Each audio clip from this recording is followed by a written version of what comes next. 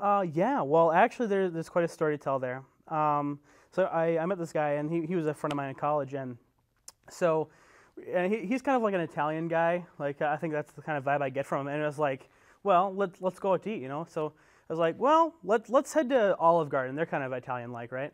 And generally speaking, they're like, you know, they give out the breadsticks or whatever, and that was kind of what we were going for a little bit. I got there, and they weren't giving them out. None were on the table. They weren't sending them out. I was like, something, what's up? So I kind of talked to the manager. What's going on here?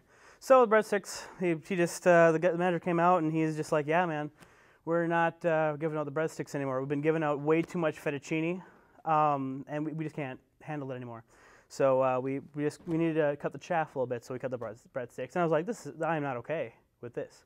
And Tony's sitting there, he's just like, oh my God, what is this guy doing? All right, fine. Well, and he felt kind of bad because I had brought him here, no breadsticks. So this guy, this manager is like, oh, I apologize for that. Tony's like, let's just leave. So he's like, dude, I know you're feeling really vulnerable right now. Let me just get you something, all right? And he's just like, dude, check this thing out. You like this? It's yours. And I just got this jacket, and it meant so much because he actually had taken my feelings into consideration with all of this. I mean, I tried so hard, and it was just great to get that gratification, I think, from him. So, okay, Tony, so I understand there's this romance going on with Paul in our class. I guess bromance, not romance. What's going on here? I hear there's a leather jacket involved. Yeah, you heard the breadstick story? Yeah. Yeah. Well, the thing is, I got that jacket for Christmas. It was too big for me. So then I gave it to Paul. And what happened is he took it so personally that now he's texting me 24/7. He's Facebook stalking me. I mean, he blows up my phone at 6 in the morning. I mean, what do you want me to do? He's a stage 1 clinger. That's what he is. Would you definitely say then this is the beginning of a beautiful bromance? Oh, beginning. It's been happening forever. It's great. Next question.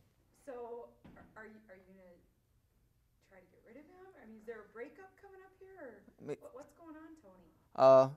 To be honest, I'm a little afraid if I do that he might do something drastic. I don't know if I could live with that guilt, so I'm trying to just let him down easy, you know. But if I do see him in the hall, I try to avoid him, walk the other direction, that sort of thing. It's getting pretty intense. So, you don't see a future with Paul? Absolutely not. Nope. Well, I hope the best for you, Tony. Good luck with everything that's going on. Thank you. Thank you. You too. Sally, quick question. Yeah. You got some time. Paul and Tony's bromance. Oh man. What do you think about it? You know, I'm really scared for Tony. I mean, Paul's been kind of stalking him. I mean, like in the classroom, they used to sit kind of far apart from each other, and now Paul is like right next to Tony, constantly bugging him, wanting to be his partner during class projects. I'd be nervous if I were Tony.